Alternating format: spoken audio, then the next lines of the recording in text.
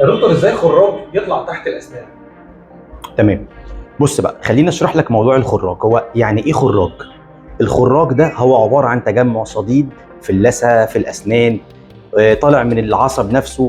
ده اسبابه كتير قوي. يعني الخراج عباره عن تجميع صديد موجوده حوالين الاسنان.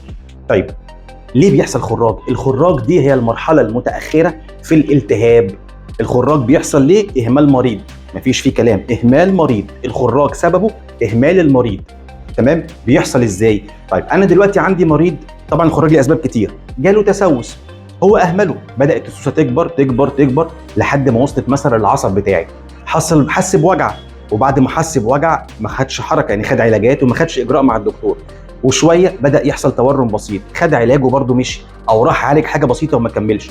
بدا الالتهاب يزيد لحد ما وصل للعصب، والعصب دي اخر مرحله في الالتهاب. في مريض يكون عنده سوسه واصله في العصب وهو مش حاسس بالم. فاهم ازاي؟ فيقول لك لا انا مش حاسس بالم، ازاي واصل عصب؟ ما هو انت مش لازم تحس بالم، الالم دي اخر مرحله في الالتهاب، فمش لازم توصل لاخر مرحله عشان تتحرك. طالما في تسوس واصل عصب ممكن يكون وصل للالتهاب وممكن ما يكونش وصل للالتهاب. فطالما حصل الم يبقى انت حصل عندك التهاب العصب. طب لو انا اهملت في الالتهاب ده او في الالم ده، بيحصل الخراج بقى، اللي هو ايه؟ لو التهاب عصب، العصب عباره عن نسيج دموي بيحصل له تعفن نتيجه الخراج الموجود او نتيجه البكتيريا الموجوده. لما بيحصل تعفن بيبتدي يجمع صديد، خلاص انا عصب ميت جوه السنه نتيجه تسوس موجود فعمل صديد. تمام؟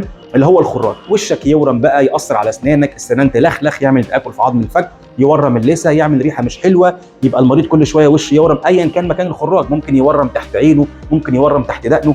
وعشان تعالج الخراج ممكن تبدا بحاجات بسيطه قوي، ان انت مجرد ايه؟ تعمل حشو عصب او تخلع ضرس. لمرحله متاخره، ان ممكن الخراج يوصل لمراحل متاخره يوصل لك انك تروح مستشفى.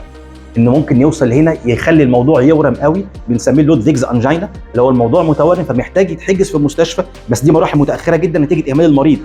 لما يتحجز عشان يعرف يتنفس، بس بناخد امرجنسي تريتمنت او علاج طوارئ عشان يعرف يتنفس. شوف وصل لمرحله ايه. انا مش عايز اتعمق في موضوع الخراج بس هو موضوع كبير جدا. طيب، الخراج بعد كده مشاكله كبيره جدا، ممكن لا قدر الله يوصل لتورمات مع الاهمال. لو انت اهملت الخراج ده كتير جدا، النسيج نفسه اللي بيحاوط، يعني انت مثلا عندك صديد، يبدا جسمك يكون نسيج حوالين الصديد ده كدفاع عن نفسه، يعني الجسم يدافع عن نفسه. لو انت اهملت الانسجه بتبقى اكثر سماكه، بتبقى سميكه اكتر، بتزيد اكتر، ممكن تعمل لك ورم حميدي، ممكن لا قدر الله تقلب اورام بعد كده سرطانيه فيما بعد في مراحل متاخره جدا.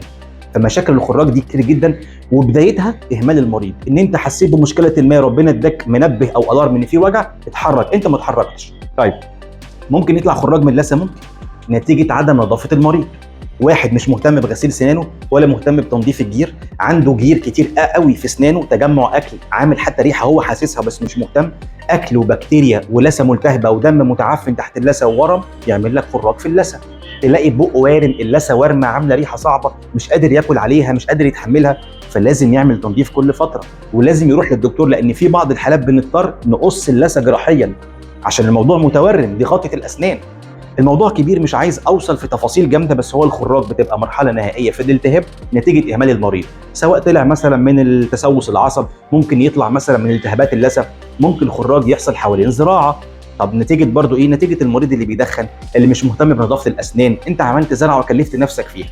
اللثه اللي ماسكاها والعظم اللي ماسكه برضو هو نفس الفكره، اللثه حيويه. فلو انت اهملت وما نظفتش الجير وما اهتمتش بنظافه الاسنان، واهملت في الاكل والشرب وشرب السجاير باستهتار، طبيعي اللثه هتورم، هتعمل خراج، الخراج يعمل تاكل في العظم اللي ماسك الزرعه، مع الوقت الزرعه تلخلخ وتقع. فانا كده احاول او اكون حاولت لميت الدنيا قدر المستطاع. فالخراج هو صديد متجمع في اللثه نتيجه تسوس في الضرس او التهاب في اللثه عدم نظافه، او نتيجه مثلا ايه؟ مشكله في اللثه ادت لوقوع الزرعات. على قد ما قدرنا نجمعه. عواقبه ايه؟ عواقبه كثيره جدا، بتبدا من ورم صغير بسيط لورم اكبر شويه، ممكن يعمل لك سيست او كيس الى حد ما بيتشال جراحيا، لحد ممكن يوصل لورم بعد كده. وبدايته ايه؟ اهمال من المريض، مشوار صغير للدكتور يساله بس ايه المشكله ونعالجها ازاي. الموضوع بيكون سهل في الاول، بعد كده بيكون صعب. تمام؟